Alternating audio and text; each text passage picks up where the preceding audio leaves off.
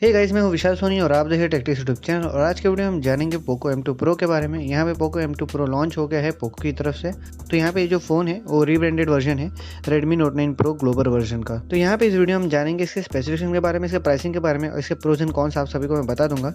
और साथ ही साथ आप सभी को मैं बताऊँगा कि यहाँ पे रीब्रांडिंग करना ज़रूरी है या नहीं ज़रूरी है, और यहाँ पे पोको को कुछ नुकसान हो रहा है रीब्रांडिंग से या नहीं, उसके बारे में हम डिस्कशन कर लेंगे। तो यहाँ पे हम पोको M2 Pro के स्पेसिफिकेशन को जल्दी से डिस्कस कर लेते हैं ताकि हम आगे प्रोज एंड कॉन्स, प्राइसिंग और साथ साथ रीब्रांडिंग के ऊपर थोड़ा सा बहुत डिस्कशन कर पाए।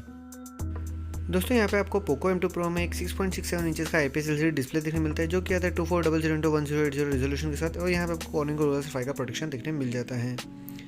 यहाँ पे इसमें आपको हार्डवेयर देखने मिलता है Qualcomm Snapdragon 720G का, जो कि बेस्ड है 8 नैनोमीटर की टेक्नोलॉजी पे। एक तरह का एक ऑक्टा कोर CPU है।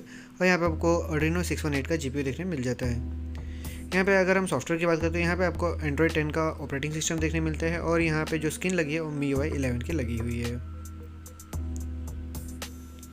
यहाँ पे अगर हम कैमरा की बात करें तो यहाँ पे आपको 48 मेगापिक्सल का मेन कैमरा मिलता है, 8 मेगापिक्सल का अल्ट्रा वाइड कैमरा मिलता है, 5 मेगापिक्सल का मैक्रो कैमरा मिलता है, 2 मेगापिक्सल का डेप्थ कैमरा मिलता है। और यहाँ पे आपको सेल्फी कैमरा 16 मेगापिक्सल का देखने मिल जाता है। दोस्तों अगर हम बात करें इसके सेंसर के बारे में तो यहाँ पे आपको सभी तरह के सेंसर देखने मिलते हैं। Ambient light sensor, accelerometer, proximity, gyroscope, magnetometer, IR blaster और फिंगरप्रिंट सेंसर देखने मिल जाता है, जो कि साइड माउंटेड किया गया है। दोस्तों अगर हम इसके स्टोरेज वेरिएंट की बात करें तो यहाँ पे आपको 64+4GB, 64+6GB और 128GB+6GB मिल जाता है। यहाँ पे आपको स्टोरेज टाइप देखने मिलता है UFS 2.1 का, रैम टाइप देखने मिलता है LPDDR4X का। यहाँ पे आपको डेडिकेटेड SD कार्ड स्लॉट देखने मिल जाता है।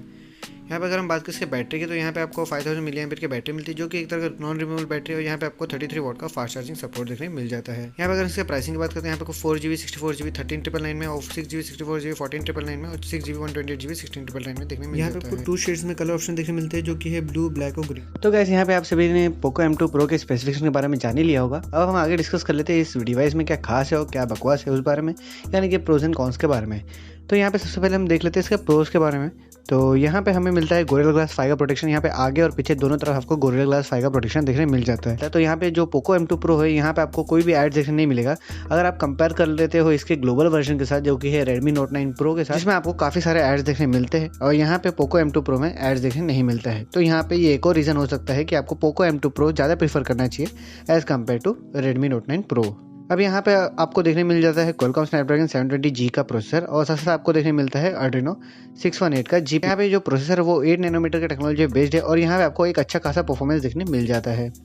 यहाँ पे आपको कैमरा में इलेक्ट्रॉनिक इमेज स्टेबलाइजेशन देखने मिलेगा, EIS का सपोर्ट देखने मिलता है। यहाँ पे आपको कोई भी OIS का सपोर्ट नहीं मिलता है। तो यहाँ पे इस प्राइस सेगमेंट में आपको OIS का सपोर्ट कोई भी नहीं देता है अभी फिलहाल। तो यहाँ पे आपको EIS का सपोर्ट देखने मिलता है, वही बड़ी बात है। तो यहाँ पे आपको देखने मिलता है P2I कोटिंग, जो कि एक स्प्लैश प्रूफ प्रोटेक्शन देगा आपके स्मार्टफोन को। अब यहीं अगर हम बात करें इसके कॉन्स के बारे में तो यहाँ पे ये पहली बात तो ये रीब्रांडेड वर्जन है। यहाँ पे इसमें मुझे नहीं लगता ये सबसे बड़ा कॉन्स होगा। और यहाँ पे आपको रिफ्रेश रेट नहीं मिलता है। यहाँ पे आपको कोई भी 90 हर्ट्ज या 120 हर्ट्ज का रिफ्रेश रेट नहीं देखने मिलता है। और साथ साथ यहाँ पे आपको कोई भी NFC का सपोर्ट देखने नहीं मिलता है। यहाँ पे अगर मैं रेकमेंड करूँ तो यहाँ पे Redmi Note 9 Pro से बेटर यहाँ पे आपको पोको M2 Pro लेना चाहिए, क्योंकि यहाँ पे आपको 33 वाट का फास्ट चार्जिंग मिलता है। जहाँ पे अगर हम बात करें Redmi Note 9 Pro की, वहाँ पे आपको सिर्फ देखने मिलता है 18 वाट का फास्ट चार्जिंग। तो यहाँ पे पोको M2 Pro में आपको कोई भी एड्स देखने नहीं मिलते हैं। यहाँ पे अगर हम बात करें Redmi Note 9 Pro की, यहाँ पे आपको काफ़ी सारे एड्स देखने मिल जाते हैं, भर भर के आपको एड्स देखने मिल जाते हैं। यहाँ पे जो पोको M2 Pro है वो भी काफ़ी ज़्यादा परफेक्ट डिवाइस नहीं है। यहाँ पे आपको एटलीस्ट एमोलेड डिस्प्ले या फिर हाई रिफ्रेश रेट देना चाहिए था पोको की तरफ से। और यहाँ पे जिन लोगों को लगता है ये रीब्रांडेड वर्जन है, हमें नहीं बाय करना चाहिए। और यहाँ पे अगर हम ले लिए Redmi Note 9 Pro, यहाँ पे अब हम क्या कर सकते हैं, तो यहाँ पे आपको कुछ करने की जरूरत नहीं है। यहाँ पे आपको पोको M2 Pro पे स्विच करने की जरूरत नहीं है। यहाँ पे आपको सभी चीज़ें सेम देखने मिल जाती है। खाली ये फर्क इतना है कि यहाँ पे आपको बॉक्स में 33 वाट का फास्ट चार्जिंग देखने मिलता है। और यहाँ पे ऑपरेटिंग सिस्टम में आपको नो एड्स एक्सपीरियंस देखने मिल जाता है। तो अगर आप फ्रेश यूजर हो और यहाँ पे आप लेना चाहते हो कोई अच्छा फोन, तो यहाँ पे आपको ये बेस्ट ऑप्शन हो सकता है पोको M2 Pro। भले रीब्रांडेड वर्जन, लेकिन यहाँ पे इसमें स्पेसिफिकेशन है वो काफ़ी कमाल की है। और यहाँ पे आपको नो एड एक्सपीरियंस मिलता है, तो ये काफ़ी अच्छा डिवाइस हो सकता है। तो यहाँ पे अगर आप फ्रेश यूज़र हो तो यहाँ पे आप इसे बाय कर सकते हो। अगर आप Redmi Note 9 Pro ले चुके हैं तो यहाँ पे आपको इसे बाय करने की कोई ज़रूरत नहीं है। तो यहाँ पे अगर हम बात करें रीब्रांडेड वर्जन की, तो यहाँ पे अगर आपको अच्छा स्पेसिफिकेशन मिल रहा है, यहाँ पे सभी चीज़ें अच्छी मिल रही है और प्राइस भी आपको कम देखने मिल रहा है, तो यहाँ पे रीब्रांडेड करने में कोई हर्ज नहीं है। यहाँ पे अगर हम बात कर ले, अगर आपको महंगा सब कुछ मिल रहा है, यहाँ पे स्पेसिफिकेशन भी कम मिल रही है, तो यहाँ पे रीब्रांडेड करने में दिक्कत आ सकती है।